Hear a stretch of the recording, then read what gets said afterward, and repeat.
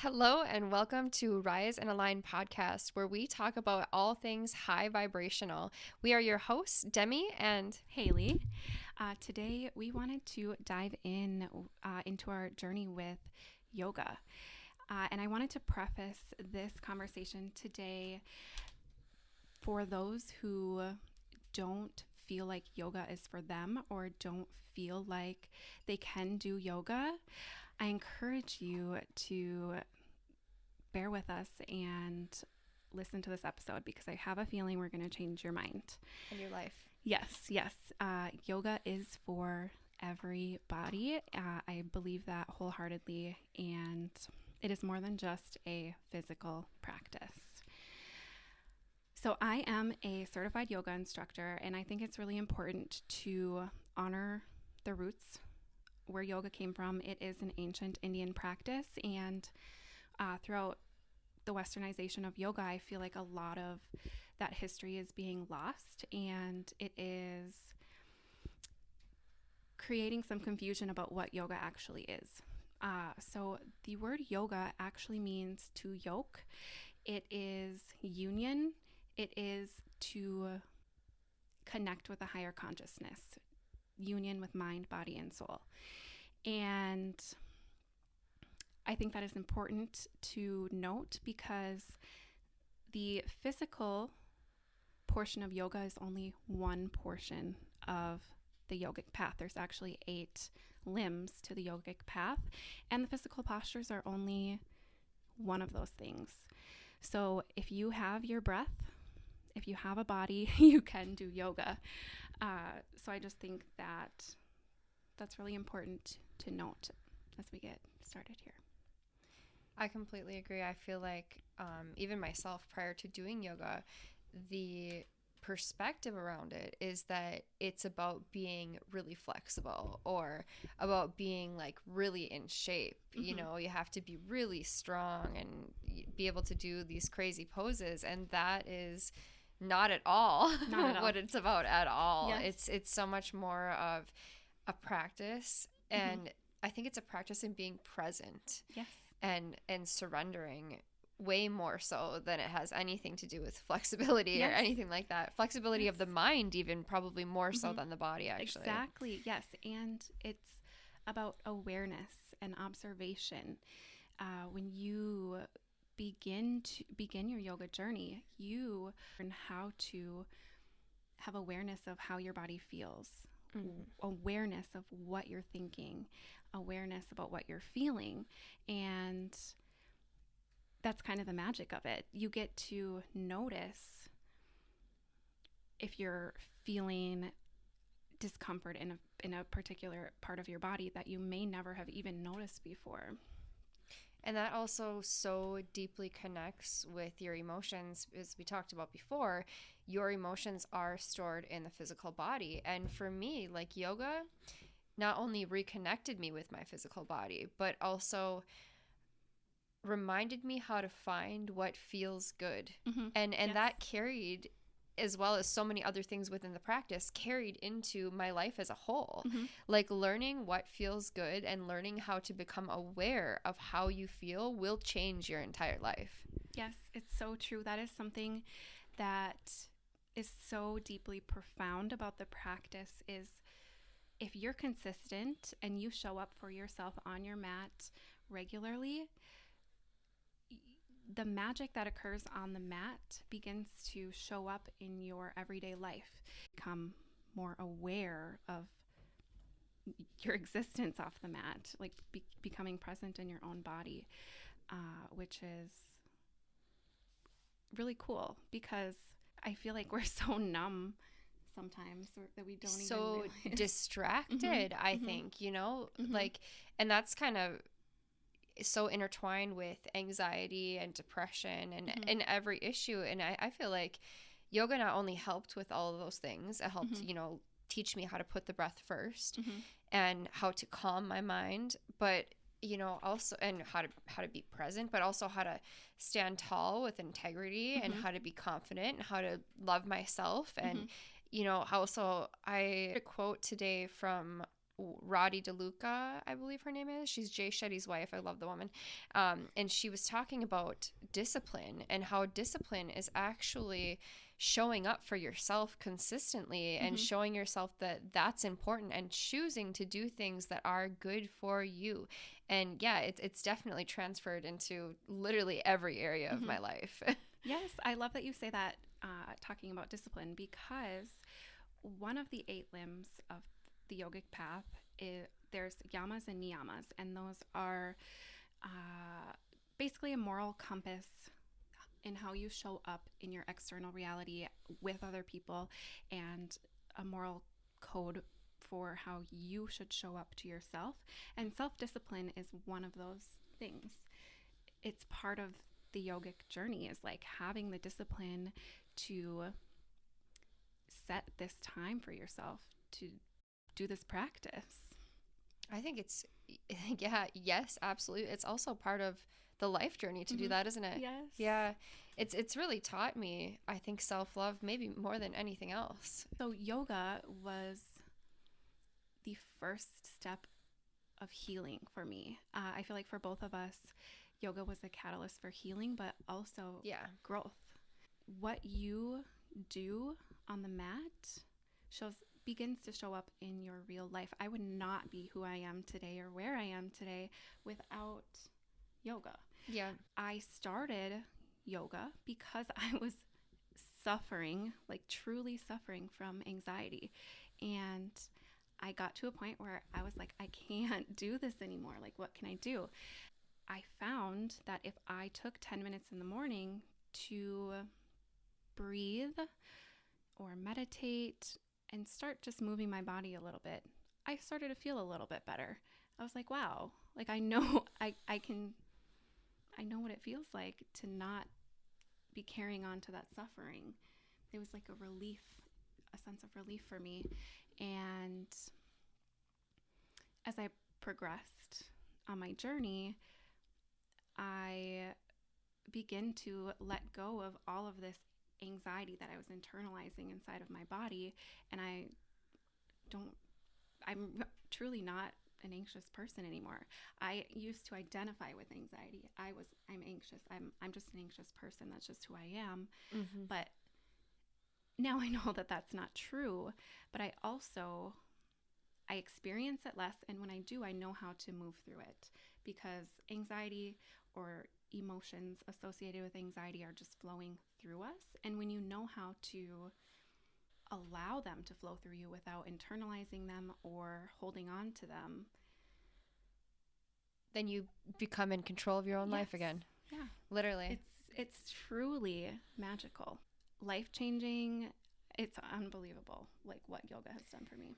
Yeah, I would say the same thing. I also started yoga during one of the darkest times of my life. It's like one of those times where everything goes wrong, but it's meant to. It's got to fall apart to come together, right? But I started doing it during that time. I felt the same way. I felt like the pain has got to stop. Like I have to find a way to pick myself back up again. And I had recalled when I was in college, I was working out every day, and that helped me a ton. Like it helped my mental health a lot. So at the time, I had a really young child. He was about 1.5 years, and I couldn't go to the gym, but I knew that I needed to do something. So I looked on YouTube, and I eventually found this literally one video that I liked. The other ones, it was more so about like the yoga, like societal perspective of stretching and stuff, right? So I was like, I hate this. Yes. But I finally found a video that I felt like was doable, and it made me feel strong. And I started doing that video every single day. And it was interesting what happened. Every day, I noticed that I was becoming stronger. I was doing it with more ease. And then I started to realize that every day, even though I was doing the same exact video, I was feeling more deeply into my body. I was discovering more ways to move in those same exact poses that made me feel better and better. And now I've been doing yoga almost every single day for 6 years, and every day I find something new still, that it's like, oh, wow, I'm doing downward dog for the 800 millionth time. And wow, today it feels extra good. Yes. I never moved like that before. And it's really amazing, because it's not only like a check in with how your physical body is, but your physical body is a tool of your subconscious mind. So it's actually a check in with your mental well-being as well. Like, you probably know as well, like if you're trying to do, say, tree pose one day, you're balancing on one leg, and if your mind is not centered, then your body isn't either, and you'll fall over. But then you get to choose, and yoga taught me to not choose to identify with the negative emotions. So instead of like shaming myself or getting frustrated, like, oh, you fell over, like you're bad at this, I just laughed it off, and I tried again, and then I said, okay, I'm gonna take a deep breath and center, and then you align, and then you balance. It teaches you how to do that in your physical reality as well. I just can't say enough about how it's really changed everything. And it also teaches you to have patience and compassion for yourself. And as you said, every single time you do a pose, it can or will feel different in your body. Every single day. You can show up on your mat. One day you can do a pose, and the next day you might not be able to. But having compassion for yourself and non-attachment to outcomes. That's another big thing in yoga, is not attaching to an outcome or assuming that the practice is going to feel like this or it should feel like this.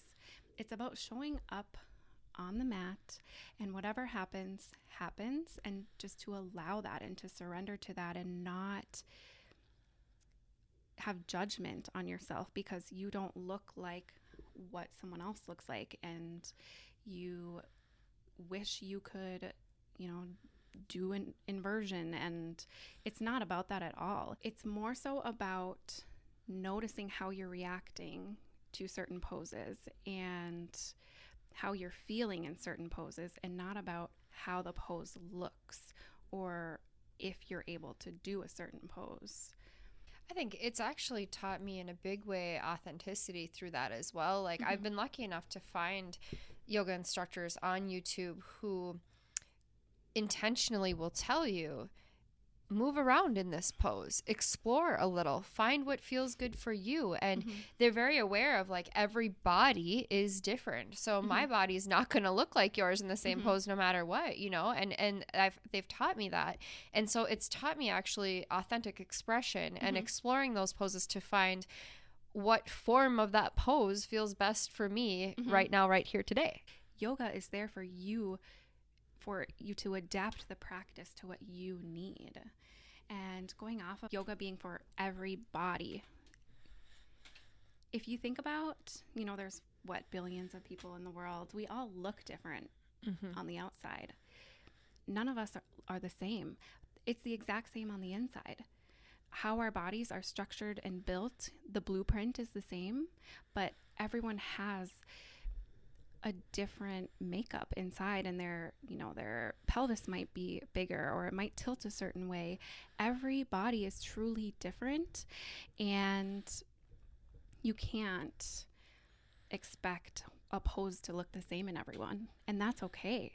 That's actually the magic of it, is finding what feels good to you and adapting the practice to you. Also, everyone has a different subconscious programming. A lot of us have similar things going on, right? But our emotions, because they are a result of the emotions that we store, our body will feel more tension or pain or tightness in different areas based off of how we emotionally feel. And yoga for me has taught me to surrender into that. So instead of pushing or forcing or tensing up, it's taught me to relax my body and allow, which is something that it sounds so simple, but it's like magic. You really learn how to truly let go and surrender. And there are even moments I'll be hanging forward and deep breathing, and at one point, like, there's so much like tension in my neck. It feels actually kind of scary to surrender and to let go and to breathe into the pose. Well, then when you do, it feels so relieving. The more you get into it, it actually has taught me meditation as well, because you do get into this really deep meditative state, especially with yin yoga. And the more you release the fear and release the emotion with it, the more your physical body releases. So now for me, after doing it for this many years, all of a sudden I'm like, wow, look at, I can actually bend way farther forward than ever before. And then there'll be other days where I'm like, oh my gosh, not today. Yes. And you're also telling your nervous system it's okay. Sometimes when you can't get into a pose, it's not because you're not physically able to do it. It's because your nervous system is trying to protect you. It says it's not safe, so I'm not going to allow you to do this. Yep. But consistent practice teaches the nervous system that it's okay. Yep. You're safe. Your body's safe. Nothing's going to happen. So it can be more of a mental block than an actual physical block too. 100%. I can confirm. I've seen that in my own body. And it's really amazing, what it can do. There are specific practices made for releasing emotions, and they've definitely worked for me. Well, and we store emotions in our body too, which I don't know if people realize that. Like, energetically speaking, we store this energy in our body, and it can manifest as disease, as you talk about, and physical ailments. And yoga is a really great way to release that. Oh my gosh. And fix everything, honestly. Like, obviously I'm not an MD, so I'm going to put that out there. Don't sue me. But honestly, it's helped me heal so much. Myself, I have scoliosis, I've had sciatica, I had a C-section, I have asthma, all these things, right?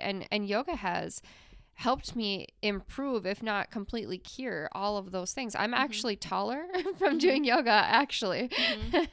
So I highly recommend for anybody who suffers with physical or mental dis-ease within their body.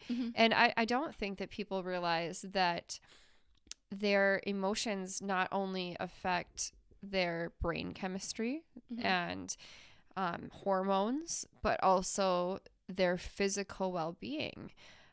So that's going to have to be another episode. So yoga also is healing for the nervous system, which I think we've kind of touched on, but that was something that I found like mind-blowing in my yoga teacher training, is that you're literally stretching your nerves when you're doing yoga, and you're purifying and clearing toxins from your tissues. So not even from an energetic perspective, from an actual physiological, like we are helping our nervous system in every single way.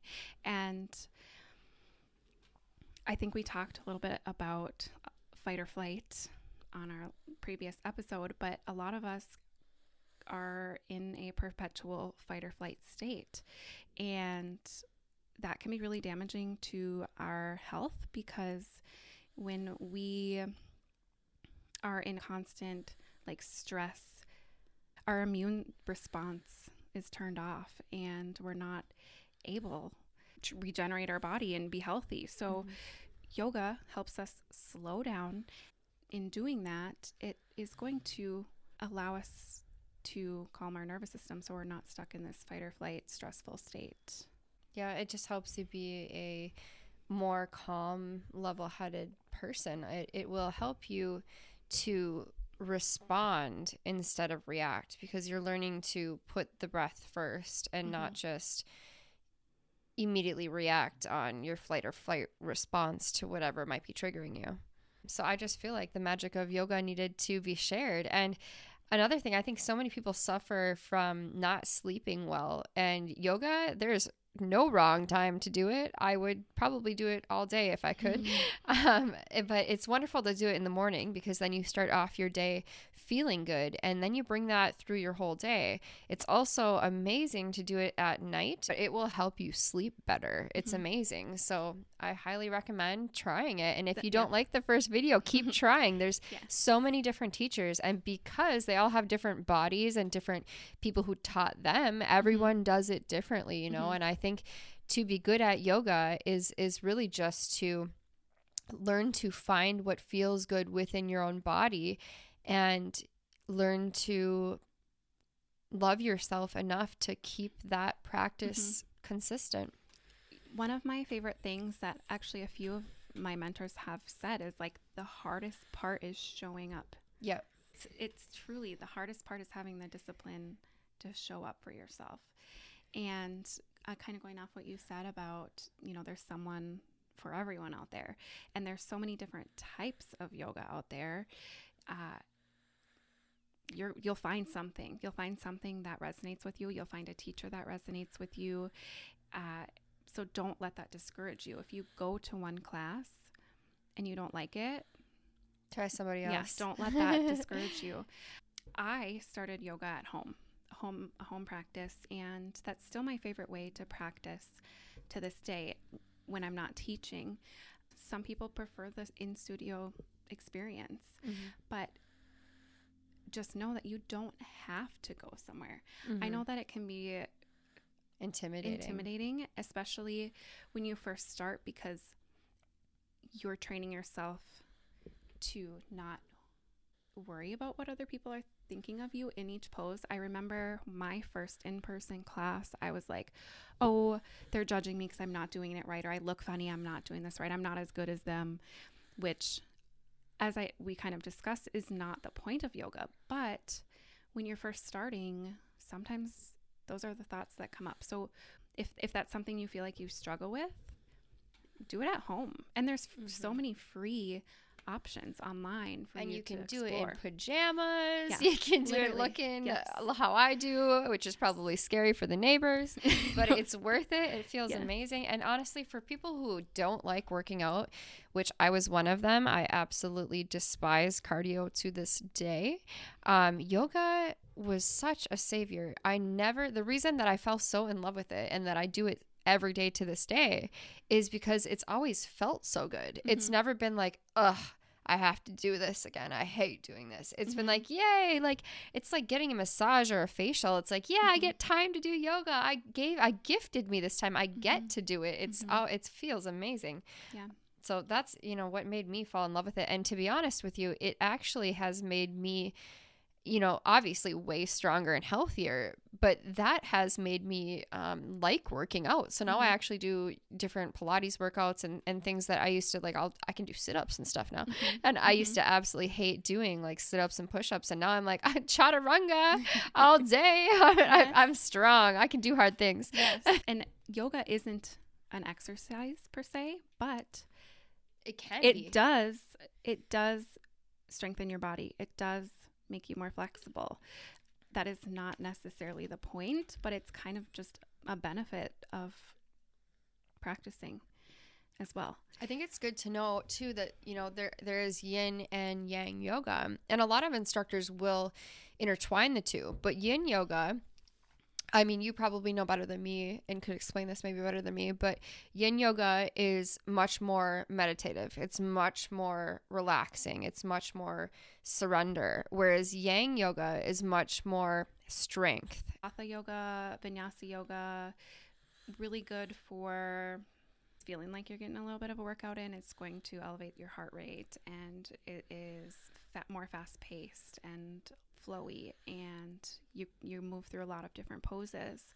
And yin yoga is the most relaxing form of yoga, I would say. There is restorative yoga as well, which is you work with a lot of props, which is something I want to talk about in a second. But yin yoga is a really good way if you want something that's just really going to relax you. You do less poses and you stay in them in a longer amount of time, but it really allows you to, like you said, surrender and focus on the breath and just kind of let go. It's like you get deeper into not only the pose and your body, but also into yourself, into your emotions. Like, I've never had a practice unite the body, mind, and soul quite the way that yoga does. It makes so much sense to me that it is such an ancient practice that so many people do, because it really is a lifestyle. Yeah. And it means union. It literally, yoga means union with mind, body, and soul, and that's the purpose. I wanted to touch on props a little bit because I feel like they get a bad rep. People are like, I don't need props. I can do this. I don't want to use And by people, I mean me. Yes. And that's definitely what we do. And the further I got into my practice, the deeper I am in on my yoga journey, the more I want to incorporate props. Props are a way to adapt your practice to bring the floor up to you, or to actually allow you to go deeper into a pose, and it's a tool that you can use with your practice. And I just want to say, like, I don't want anyone to feel like shameful that they have to use a prop. Think of it as like you're choosing to use this tool with your practice to actually further yourself in your practice. I love props, so don't feel bad about using props. I just want to say. And I also want to say, for accessibility purposes, there is chair yoga as well. So if you're someone that has a lot of joint pain, or you aren't able to get up and off the floor, you don't want to, or you just want something that's more gentle, chair yoga is really flipping cool, and something worth checking out as well. Honestly, I don't think that there is like a category that there isn't a yoga video for on YouTube. Like yoga in bed. Yes. There are so many videos of yoga in bed. You don't even have to get out of bed. You don't have to leave your bed. I've seen yoga for airports, yoga to do while you're working, yoga for high blood pressure, yoga for equestrians. I'm not kidding. Runners. Yeah. Like yoga for anxiety, depression, yoga for men, yoga for people who do sports. Can't think of the proper words. Athletes. I'm not one of them. People who do sports, Yoga for athletes. Like, and I think that's a huge thing too, is for a long time, it was like yoga is a female, it's a feminine thing to do. And it's not true. I mean, I've seen men do yoga who are incredibly strong, and I probably could never do the things that they're doing. But if you are a man, do not let that discourage you either.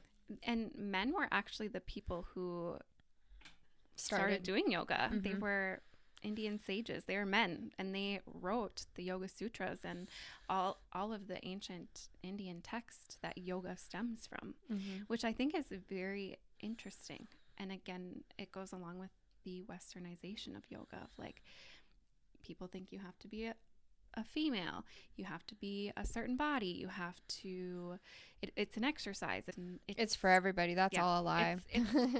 I think so too, for men who are wanting to tap more into their feminine energy, and to be clear, that doesn't mean that you want to be like or feel like a woman, but maybe you want to become more in tune with your body, which will help you in other physical areas in relationships, mind you.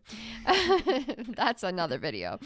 The yoga is, the asana, so the physical postures of yoga, is actually the masculine energy portion of yoga. Like, it's actually a more masculine approach to the yogic path. That makes sense. Yeah. But I think it also allows you to surrender and flow, which is a lot more. I think it's such a mix of both, really. But yeah. And that's another thing. Like, yoga is so good at allowing you to find balance. So for me, I like to think of the 4 elements, like fire, water, earth, and air. If you're feeling fiery, if you're feeling fiery and you want to embrace that, you can do a practice that allows you to work with your core, and that is a little bit more of that fiery energy. But if you want to calm that fiery energy down, you can do something that's grounding. You can do tree pose. You can feel your feet rooted into the earth. If you are wanting to connect more with the breath, that's like the air element. I just think that it's balancing, in that you can play with different parts of the practice to allow yourself to feel more balanced in your both mind and physically body. and mentally. Yeah. So yoga has been a really big self-care thing for me. It is self-care for your body, for your mind, but also if you make it like a ritual, or if you make it special, it becomes this really amazing time that you have for yourself. I love in the evening rolling out my yoga mat, maybe grabbing a blanket, sitting in a dark room, lighting the candle, and I love playing sound healing music, and I allow myself to just move my body in any way that feels good. I don't have a specific thing in mind. I just move with the music, and just it's so magical intuitive movement. I think yoga did teach me that too, because prior to doing yoga, I would have never thought like I'm just gonna dance around the room and swing my arms around and look like a maniac. Like I think that I felt I wasn't connected to my body enough to even like knew what felt good. And I also felt silly, I felt like even though I'm home alone, it felt like I'm not going to do that. And since doing yoga and really truly learning to find what feels good in my body, I'm always intuitively moving. Yes. And going off of being embarrassed. So even being at home by myself, certain things would feel like, oh my God. Silly. So lion's breath for me, I was like, it's my favorite thing now. But I was like, oh my God, like scared to like really let it out. I'm like, So it's so funny. Before we finish up, I'm curious what are like one or a few of your favorite yoga poses? Ooh, okay, that's a good one. Gosh. There's so many. Honestly, I think child's pose was my favorite first pose, because that was the first pose that it was. I think a lot of the videos that I was doing at the time were starting with that. And I was doing yoga with Adrienne on YouTube, and she would say like, okay, take a deep breath and just drop the weight of your body and just drop into the moment, like drop down into the moment. And that was like the first time that I think I really started practicing true presence was from child's pose. It's funny, a lot of just the simpler poses are some of my favorite. Me because too. You're really releasing, like ragdoll when you're just hanging forward. Maybe my all-time favorite pose. Child's pose for me as well. Yes, I love it. It's like you're surrendering, and I think yoga with Adrienne also said in a video one time, like, this is your own private little love cave. Yes, and that has stuck with me forever. Me it's too. Like your safety, you're in the womb, you're safe. Like, not to mention, like, that is a childlike pose. Like I remember actually being really little and taking that pose in the bathroom while my mom showered. I loved to listen to the sound of the shower and breathe in the steam in the bathroom. And so I would be in child's pose with my shirt tucked over in my little love cave. So I love that. I love Happy Baby. And again, that connects you with that childlike energy in a different way. And it feels so good and joyful. And I also really love cat cow. I don't think there's a day that goes by where I don't do cat cows. Yeah. It is. Oh my gosh. And coffee grinder. Ooh. Oh. Yes. I like to do barrel rolls in cat cow. Adrienne says, you're going off the railroad. Go off the railroad a little bit. I'm always off the railroad and moving around. Yes. Ugh. Knocking on heaven's door is fun. Oh, yeah.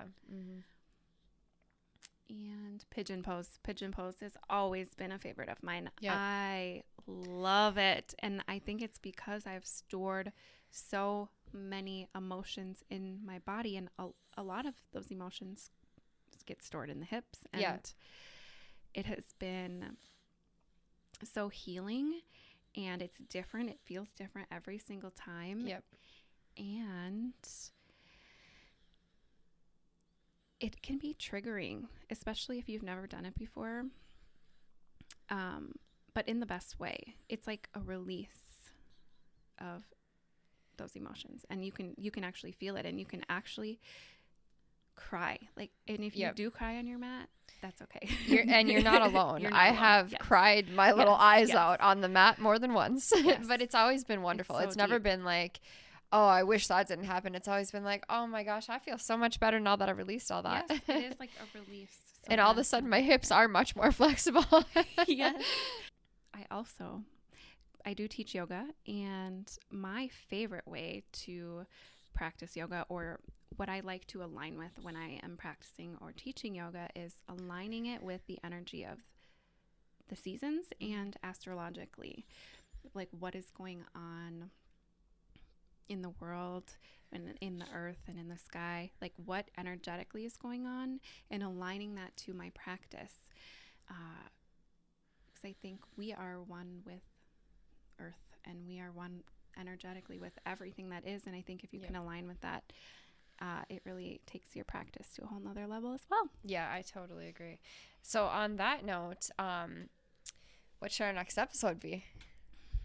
Oh my gosh. If anyone's listening and has any recommendations or anything they want to hear from us, please tell us. Yep, always feel free to recommend what you would love to learn about or hear us talk about. If there's something you want us to expand on further. Should we do astrology next? An astrological episode. That'll be fun. Yeah. Okay. Well, there's a sneak peek for you guys. I think we'll wrap it up here. If you guys want us to talk more about yoga, we're happy to. As you can see, we're very excited about it. If you have any questions, let us know. Yes. And thank you. Thank you for joining us, for hanging out with us. Thank you for helping raise the frequency of the planet. We love you. We appreciate you so much. Thank you for listening. See you in our next episode, astrology. That could be a spicy one.